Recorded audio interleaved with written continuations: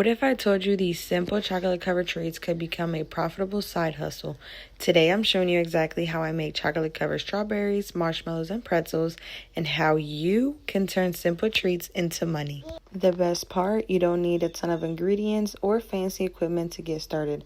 I'll have all the ingredients and materials I'm using linked down below in the description box so you can find them easily.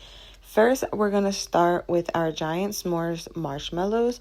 For this order, I'm using all white. We're going to melt our chocolate until it's nice and smooth and our chocolate is melted. We're going to dip the end of the stick into the chocolate and place it right in the center of the marshmallow. Then we're going to set aside and let the chocolate completely dry. And here's a little tip that makes this process so much easier. Once the chocolate on the stick has completely dried, we can go ahead and dip the entire marshmallow. This helps secure the stick inside the marshmallow so it doesn't slide out when dipping it. Next up, we have our pretzels. These are super simple. Just grab your pretzel, dip it right into the chocolate, and that's it. You can leave them plain or you can add different decorations depending on the theme or colors of your order. And now for one of my favorites are strawberries. First, make sure your strawberries are washed and completely dried. This is very important because water and melted chocolate do not mix well together.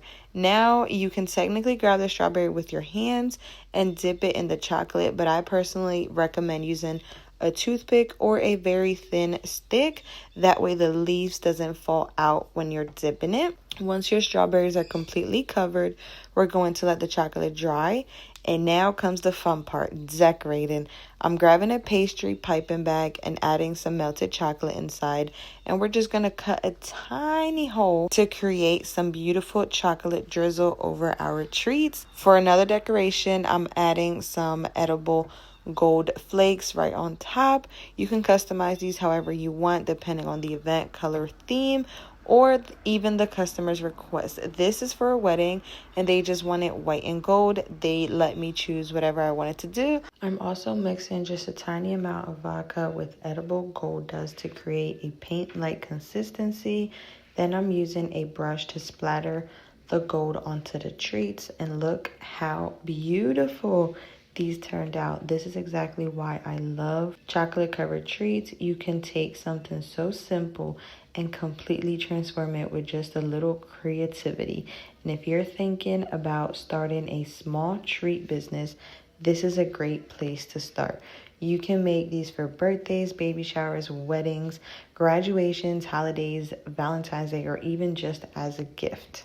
The key is learning how to make them look beautiful, package them professionally, calculate your ingredient and material costs, and making sure you're actually pricing them for a good profit. So don't just think of these as chocolate covered strawberries and marshmallows.